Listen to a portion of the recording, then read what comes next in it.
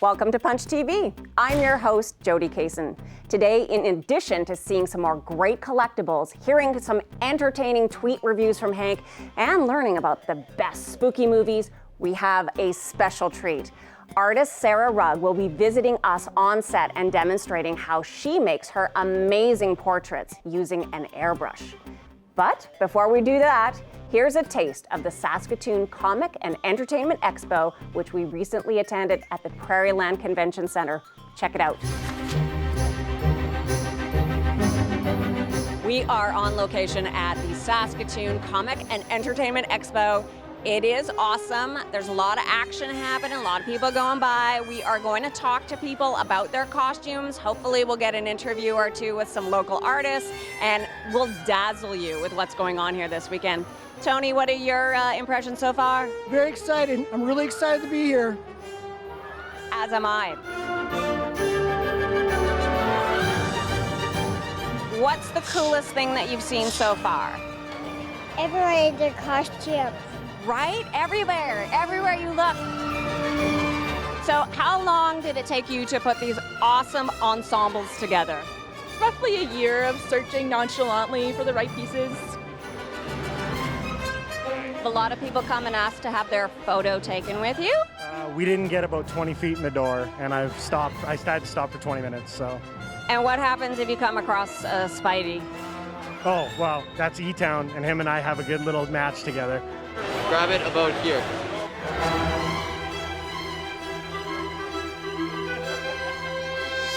As cosplayers, it's really difficult to find wigs that are quality. So we decided to be vendors, and we brought over 300 wigs to this convention for cosplayers and costumers to get ready for this convention.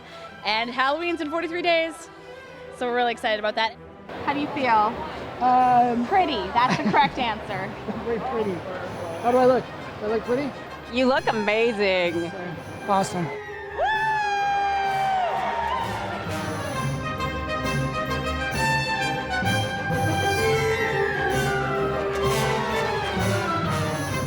It's Mega Man. Mega Man.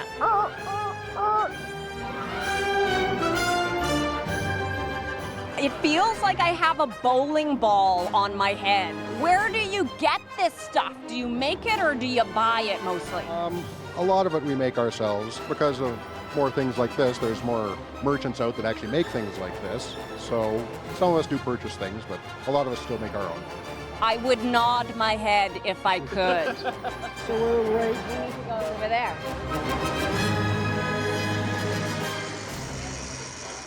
Tell me, R2, were you most excited to see William Shatner as the celebrities? I'm a Canadian, so I can find fault with Air Canada. I love that you have such an inclusive attitude, because I know some Star Wars fans don't really like the Star Trek stuff, so that's really big of you. Look at these big, easy chairs. I hate them. I mean, you sink into them and you look fat.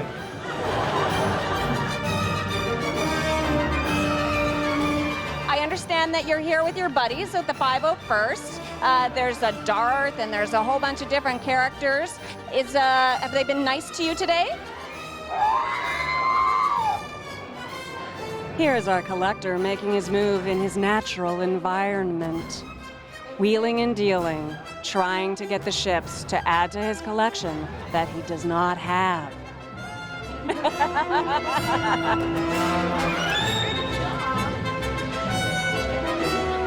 I imagine that people are pretty affectionate. Do a lot of people touch you? And are you pretty comfortable with that? I guess as long as you have a good bath when you get home, everything's okay, huh?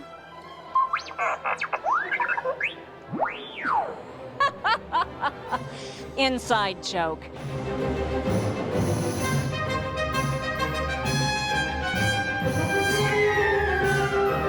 I think that was Trisha from Battlestar. Is there a certain character that you prefer to play as? Definitely Ezio Auditore, because there's a few different assassins throughout the the series, and he's definitely hands down our favorite.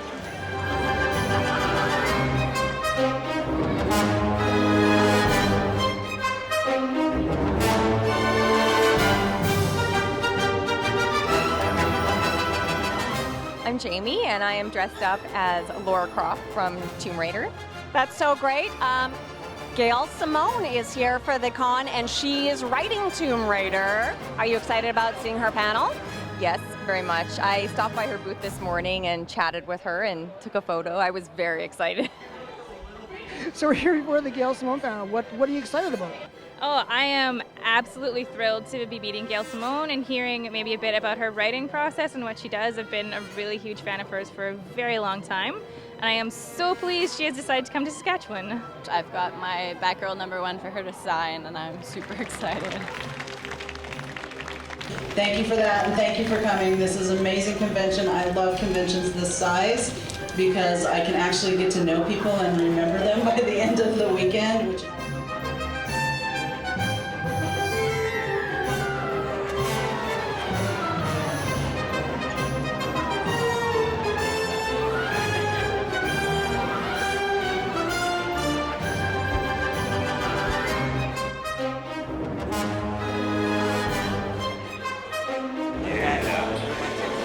Girl Guide cookies. They're delicious.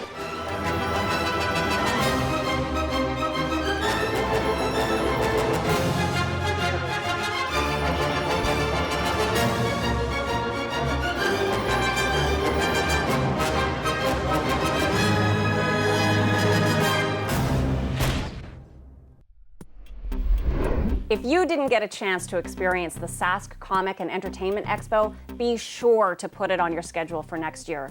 It really is wonderful to share all that nerdiness with over 10,000 souls.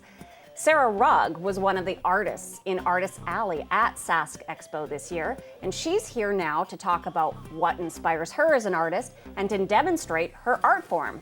Welcome to Punch TV, Sarah. Thank you. Now, you are no stranger to Punch the magazine. You, in fact, did a cover, very fabulous, with Venom here. Thank you. Tell us a little bit about your inspiration for making Venom. Venom here was actually a commissioned piece, and it's actually on the back of a leather jacket. Wow. So that was a really unique experience. It was my first time actually working on leather. Normally I do t-shirts and stuff like that, so that one was a lot of fun. That is super cool. How long does it take you to do a commissioned piece? That totally depends on what kind of image it is. That one I think took around 5 or 7 hours, I can't remember. But usually it's within the 3 to 5 hour mark. Wow, that's impressive to get all those different layers and things done. It's gorgeous. Thank you. So how did you get into airbrushing? How did you learn how to do this? My high school actually, Mount Royal Collegiate, they have a wonderful graphic arts program there. So airbrushing is part of that class, and that's where I picked it up. So grade 10, I started airbrushing, and then just couldn't stop me from there. Wow. Is the equipment expensive? Yes and no. It depends on what kind of airbrush you want to pick up or what kind of compressor you want to use. The high-end equipment, yeah, you're going to be paying more, but the quality, you can definitely tell the difference. Okay. Supplies easily accessible? Generally, yeah. A lot of art stores in Saskatoon do, or they are starting to carry some airbrush supplies. So if you want to get started, you can easily pop down and ask about it, and I'm sure they can help you out. Awesome. Okay, so you've got all your gear here today. Yeah. Let's see how you do your stuff. All right. So, I have my airbrush here. So what I do is I just go in and start building up the color.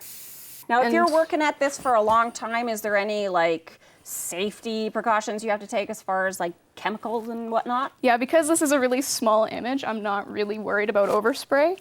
If I needed, I could set a fan or a vent up, but I'm not going to be doing any large areas of spraying, so it's very close and a lot of the paint's getting soaked up. Yeah, larger pieces, though, you definitely want to have a mask and all the safety gear. Okay. Airbrushing, it depends how close you are. So the closer you are, the finer your line will be. And the farther you are, the wider the spray.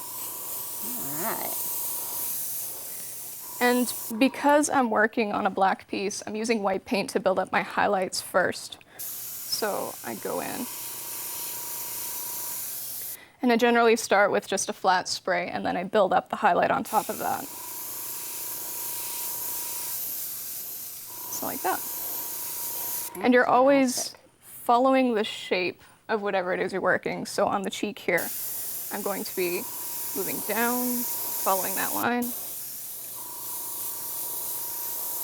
and around like that. So you've already sketched out the image, and you don't really have to worry about the lines because you're just going to go right over top of them with the paint. That's right? exactly it. Yeah, this is just pencil crayon right on the illustration board here, and this board is actually a black suede board, so it has some really cool velvety texture to it. It's amazing. Like, I see it and I just want to touch it. Is that something that you have to worry about with completed pieces, like people touching them? Do they like oils from your hands, fingerprints? No, well, it's like any other piece of artwork. You generally don't want to be wrestling with it too much, but I do spray over it after the fact to help set everything in, and that generally keeps it all together. Okay. So yeah, that's super cool. Thank you. Now we have a couple of pieces that you brought in today from Pirates of the Caribbean. Yes. Which are amazing. Again, like you just want to like touch them. Like they look so soft and beautiful and scary, and like the smoke is so textured and great. Why Pirates of the Caribbean? What is it about that movie that resonates so profoundly with you? Anyone who has known me for any length of time will know that Pirates of the Caribbean is just, that is it. That is my obsession. I even have Jack Sparrow's tattoo on my arm. It speaks a lot to me, and I don't know why. I've tried to deconstruct it so many different ways, but it's just such a fantastic movie, and I get so inspired by the characters and the art direction and everything like that. So it just hit me. So they're awesome. They're really, really beautiful. Thank you. Well, we really appreciate you bringing all your stuff in today and showing us your stuff. Thank you. If someone wants to get in touch with you, do you have a website? Yeah, actually, you can find me on deviantart.com. It's just jacqueline.deviantart.com is where you can get in touch with me. Excellent. Well, thank you again. Thank you.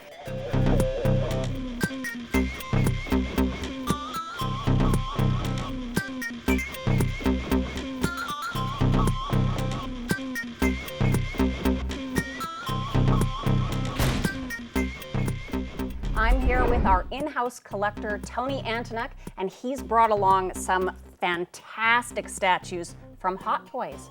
Welcome back, Tony. Thank you. Tell us about these gorgeous little creatures. They are from a company called Hot Toys, and out of China, Hong Kong, China. And they make them, and they're amazing likenesses, and they're some of my favorite small statuettes. So these are not your typical action figures, like they're pricey. Yes, they're pricey, but because of the fact that they're made with a lot of soft goods, there's, you know, the actual body structure has a lot of points of articulation. So yeah, and the likenesses are dead on. I believe that they actually have a lot of the likenesses that are scanned from the actual the stars and so forth. So creepy, like how good they are. Like this Angelina Jolie right here. Yeah. Like, look at that face. Look at that face. It looks just like her. her. And the eyes, right? They're all red, freaky. Yeah, they're really good. They're really big. The biggest thing that I'm going into right now is I was kind of big into the Avengers when it came out, and then Guardians of the Galaxy, but now the new Star Wars ones are kind of like I'm all in with the Star Wars ones. The only ones that have come out so far are the Stormtroopers. They had a single pack of Stormtroopers, the one Stormtrooper, and the double pack of Stormtroopers that have come out so far. But there's going to be obviously a Han Solo. There's and it's all from the original trilogy, so 4, 5, and 6. So it's Han Solo, Princess Leia, Luke Skywalker, and they're just going to be going on and on and on.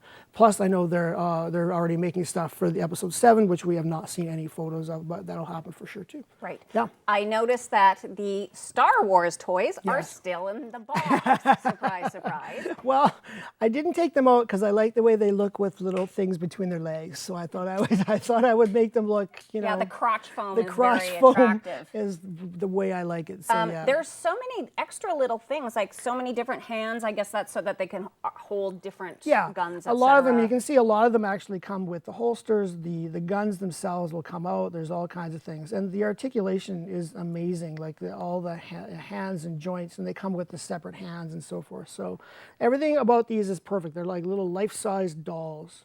Or little life-size, they're little tiny life-size dolls. I don't know what that means. They're little tiny dolls that look exactly like the stars or the actual, the merchandise or the. Yeah, I'll belly out here. They're awesome. They're just great. They're really good, and they look like them. I love that they're actually wearing like the clothes. Well, they're hot toys. They're hot toys. They're burning up here on the table. They're burning up. Yeah, like they're fabric and they're metal and they're all the little bits. Like that, I think that adds so much dimension to the character of the piece. It is like little tiny. Like I said, it's little tiny. They're perfect in every way of the costumes and so forth. I know that the stormtroopers themselves have so many little pieces, like every piece actually moves and the legs move. There's so many different hands and the guns, they have the whole thing. They've even gone so far as you can see that the one stormtrooper is bigger than the other one. So looking like maybe there's something going on that, that we can see in the future is probably like some swap out heads where we can actually see the Han Solo and the Luke Skywalker as the stormtroopers in the future. So yeah, it's pretty amazing. So kind of price range approximately? Because I mean, obviously this is going to take a lot of time to cast each piece and put them all together. Yeah. For these kinds of examples, what are we looking for? You're looking at the start off with most of the stuff here would be going from the $200 to the $500 range with the stuff here. Obviously more expensive when you have the 2-packs. A lot of it comes down to like the movie ones are going to be more expensive if it's more a popular movie, or things that are more popular obviously go up. And I'm sure that's because likenesses have to be paid. Like Rocket is way less money because I don't think Rocket's making any money off this. He's not real? Well, no, he is real, but he just doesn't make as much money. He doesn't really care about the money. They got to give her a chunk of change and her a chunk of change for every exactly, dollar they sell. Yeah. So I'm sure that there's a lot of money that goes into that. But the company started off in 2000. They were actually making like Navy SEALs figures. But they were really, the actual bodies that they were using were really non-articulated. They were really loose, and they're not very good. But then they went into some of the monster ones, and you can actually see some of the older monster ones, which is pretty cool. They did like Dracula and like all kinds of like the original monsters, like the mummies and that kind of stuff. And then bang, they just went into some of the franchises. And I think one of the first franchises that came out was the Terminator movies came out first, and they just went on and on and on. And they're huge. They do all kinds of as they got the like licensees for different big movies, they became more successful. And it's more and more successful, and there's more and more articulation. There's more and more awesome features and so forth like that. So cool. So the price goes up, but you're getting a better product more. So cool. So we can just look forward to even better stuff coming out. Yeah. Down the road. I hope so. This is pretty fun. It's one of my funnest things to collect, actually. So yeah. Excellent. Without a doubt. Thank you for bringing these in. They're You're beautiful. welcome. They really are quite incredible and would look really great in my home. I might have to this take is this is my favorite. I don't even know if I want to take this out. It's so amazing looking. So yeah, it's awesome. I'll just keep it like that. All right. Well, thanks for bringing this stuff You're in, welcome. Tony. And again, looking forward to more action-packed action figures and collectibles down the road. Sure, perfect. It's really hot in here today. Hot toys. It's hot toys. Hello, lovely ladies and daring dudes. My name is Hank, and I want to thank you for tuning in to this 3rd edition of the Tweed Beat here on Punch TV. This month, we're going to be talking about a comic book filled with crime and a disease that you really do want to get. And we are going to go try some tasty treats in the Vault cafeteria. That's right, maybe Jackie wants to prepare a little bit of her rad roach stew. Could be fun. Beauty, issue 1 from Image Comics. Everyone wants to get the new STD in town because it makes them pretty. Penicillin can't stop it, but 2 infected cops can. Dark Corridor, issue 1, also from Image Comics. Corrupt cops, assassins on motorcycles, thieves, and lost dogs intersect in this tale of crime set in Red Circle City. And speaking of crime, here's one sent in from my partner in crime. It's Kelso from hankandkelso.com. Fallout Shelter, available on your iDevices and stuff. Populate your vault. And fend off raiders to rebuild society in the wasteland. Kelso scores it a 79 out of 100. Hashtag addicting. For more of the best things to happen in life since the invention of the waffle iron, follow me at Hank and Kelso and at Shaw Punch TV. And when sharing your thoughts and feelings, please remember to use the hashtag PunchTV. That's it for me. See you in a few weeks. All right. Thanks, Hank, for those sweet tweets. Well, it's movie time here on Punch TV. So, Craig, what have you got for us this time? Well, I think with Halloween off in the distance a little bit, we're going to talk about some horror movies, suspense movies, but not my favorite movies per se, but I think we're going to try and look at some stuff that some people may not have heard of if they're looking for something fun and different to check out this Halloween. So the movie I'm going to start with is probably one you've heard of, The Thing, with Kurt Russell, a John Carpenter movie from 1982. Now, this movie, when it came out, didn't really fare that well critically. It was very gory for the time. There's some amazing special effects and stuff in there. But over the years, it's sort of been rediscovered as this amazingly paranoid film where a bunch of guys are up at an Arctic research station and they start getting infected, with a sort of an alien virus, if you want to call it that.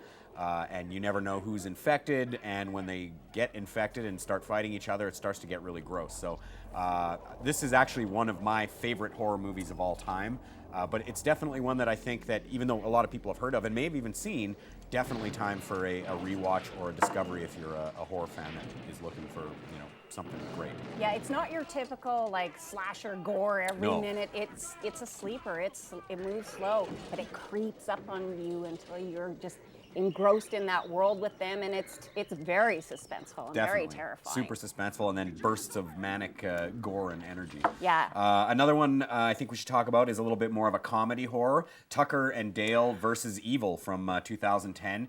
I think the only person of real note in this is Alan Tudyk, who fans of Punch would know from Firefly. Yes. This is a hilarious premise whereby these two hillbilly guys are off at this dilapidated cabin on holiday, and they're real super hillbillies. Meanwhile, a group of preppies come in to have their own sort of holiday in the woods, and they think that Tucker and Dale are these killer hillbillies a la Texas Chainsaw Massacre, so they start attacking them, and of course Tucker and Dale have no idea what's going on or don't understand why these preppies are attacking them, so it turns into sort of a comedy of errors just based on that premise, and it's a really funny movie with some suspenseful moments in it too. I love how it turns that genre on its head. Yes. And so you get that other side of the perspective. And the dialogue is really good. Yeah, definitely. There are some genuinely funny moments, and there's some real moments. Yeah, it's there's a lot of stuff going on right now, like you said, with turning that genre on its head. Obviously, stuff like Cabin in the Woods, and this is you could definitely slot that right into that genre. So the next choice is probably one that a lot of people may not have heard of. It's a Japanese film from 1977 from a director called Nobuhiko Obayashi, who was a television director on Japanese TV. The movie is called Hausu, or The House in English, and it's like, I don't even really know how to describe this movie. It's indescribable. It's insane. It's about 7 schoolgirls who go to this sort of creepy haunted house for whatever reason. The movie doesn't make a lot of sense either, but it's a crazy, nightmarish fever dream, and so some of it's really scary, some of it's very kitschy, and there's this kooky animation and stuff going on in it. It's just it's a feast for the mind and a feast for the eyes, and it's definitely one that you probably want to watch with a group of friends, and you can sit there and kind of laugh about it and make fun of it. And so it's a good Halloween party movie. Definitely. This would be perfect for that. The Thing, not so much. Well, definitely, yeah. Unless, yeah, for sure, yeah. So, Hausu, it's called. It's pretty insane. Okay. Another one that's came out in 2014 is called Housebound. It's from New Zealand. This one's really fun. Again, it's kind of in the comedy horror genre. It's got a great premise again, sort of like Tucker and Dale, where you're sort of flipping things on the head. So it's a haunted house story, but in every haunted house story, you go, well, why don't they just leave? And the house tells them, get out, and they don't leave.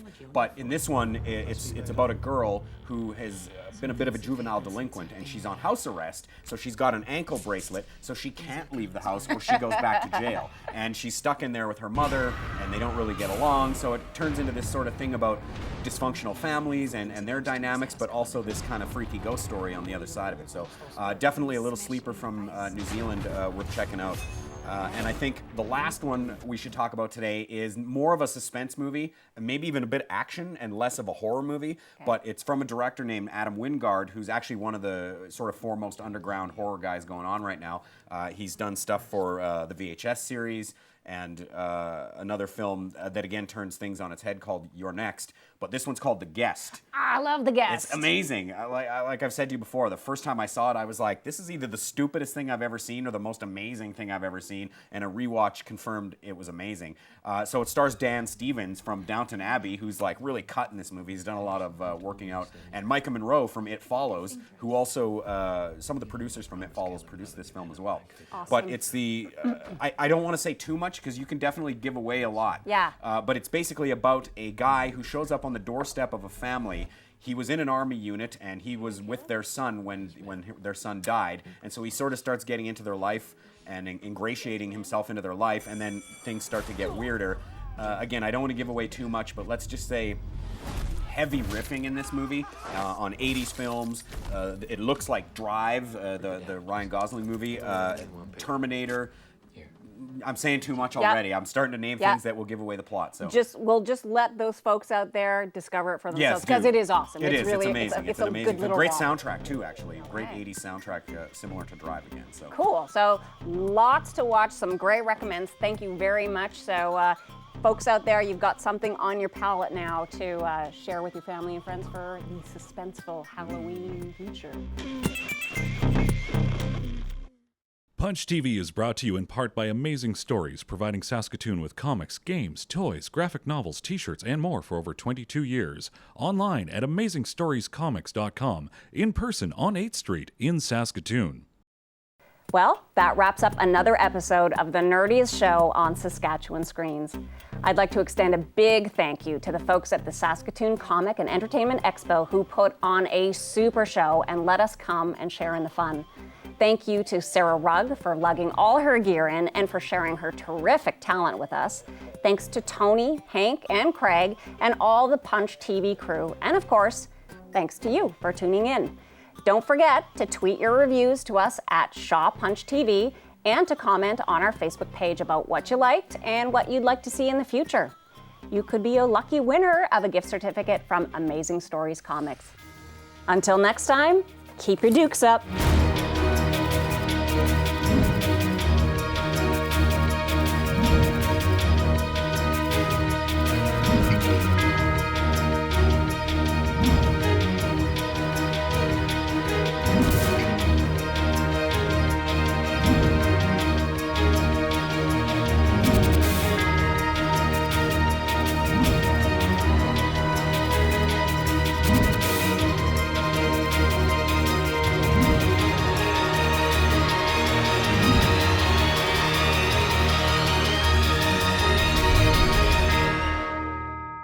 I'll never be in TV before. Yeah, you won't be unless you look at the stuff.